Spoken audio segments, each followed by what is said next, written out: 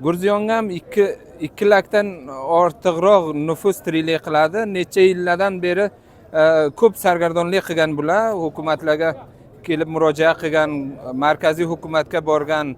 Gurziyon ham barq kerakli bir zot deb Gurziyonga eng ko'tali shu barq munosabatdan edi. Biroz voqean juda xursand bo'libdi. Mardum har qariyadan namoyanda bo'lib bo'rga kelgan.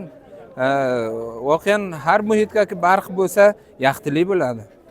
Gurziyon bir muhiti voqean sarsabzda yaxshi Afg'onistonga ulusvorliklar ichidan bu sohai hifozat shuda tonilgandi.